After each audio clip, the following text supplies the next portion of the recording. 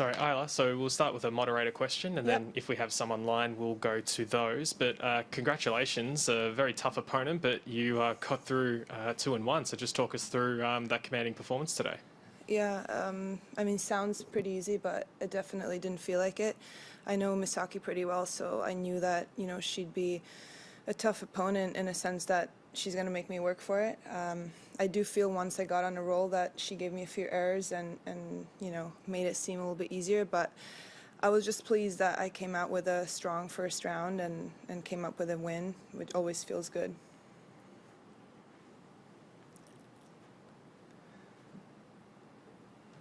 How good is it just to be back competing in Melbourne again after everything that's happened in the last year?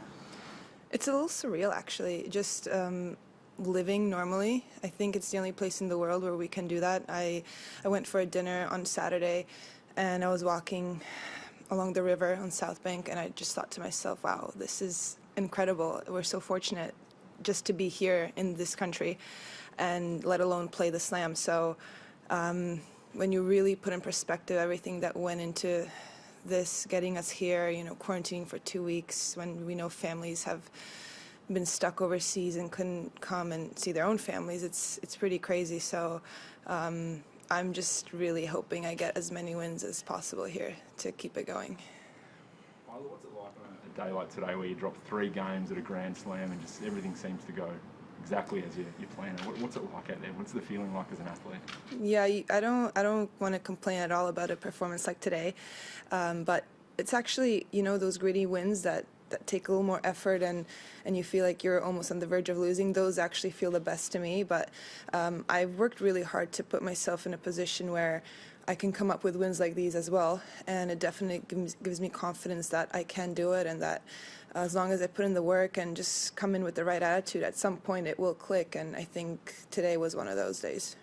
I spoke to you a few weeks ago around that Grand Slam record, and you haven't been past the second round for a while. Does that play on your mind, or do you just try to forget that sort of stuff and it's playing the match on its merits? It doesn't play on my mind too much because it actually starts playing like after I'm out of the tournament. I'm like, oh, it's been a while. But once I'm in here, I never look at the draw.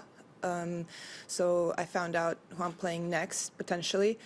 And look, it's when you're facing a seed in these slams, it's never easy, and they've been in these situations more than me. They've had more wins on the stage, so I definitely consider myself coming into all these matches as an underdog, which helps me as well.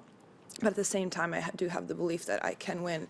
So when it happens, it will, but I'm definitely not putting so much pressure prior to the match. I want to talk about those next matchups because they're both really interesting from both perspectives. I mean, Simona Halep. Yeah, I mean, it'd be nice if I played Lizette, just to have an Aussie matchup in the second round and have a guarantee Aussie through the third. I think we'd all be happy with that.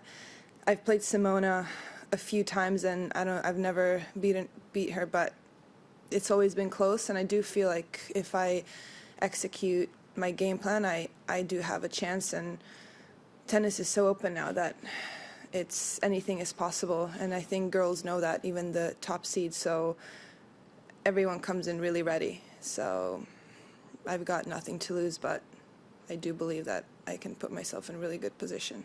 Can you talk more about those Halep matches? I've had a look at it.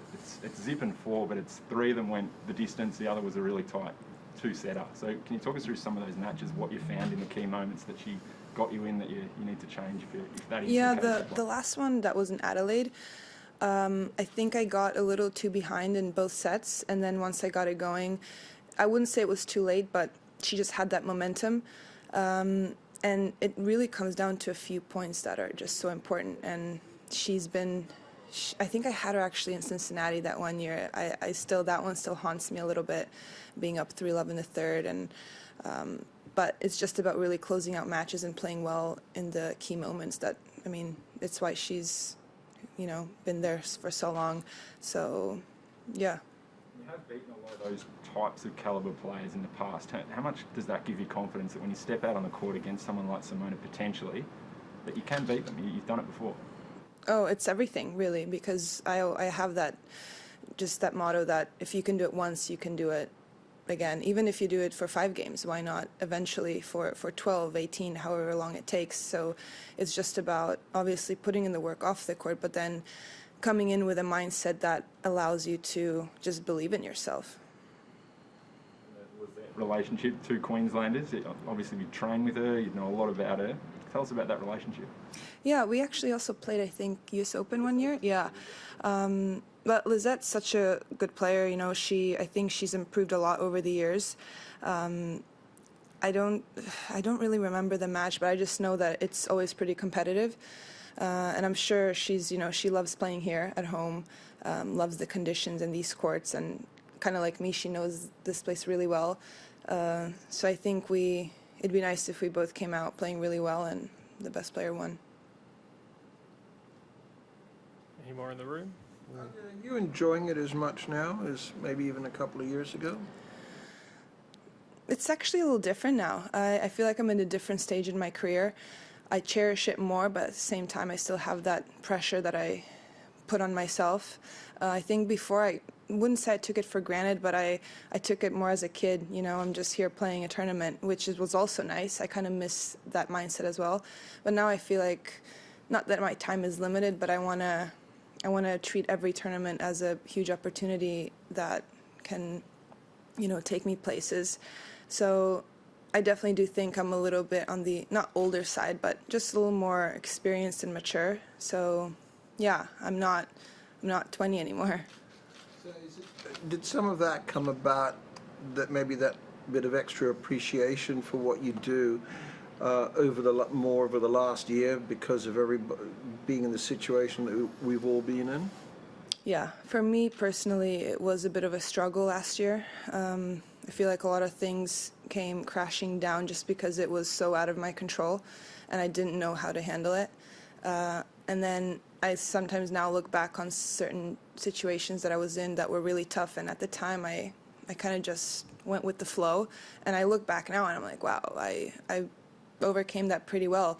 So I try to give myself a little more credit than I used to, because if I could change one thing in my path and my career, is that I would be a little more positive with myself. So not sure if it would have made a difference, but I definitely consciously try to do that now. Thank you to In the Room. A reminder to those of you online, if you have a question for Ajla, please use the raise your hand function. And if there are no online questions, we will conclude this press conference.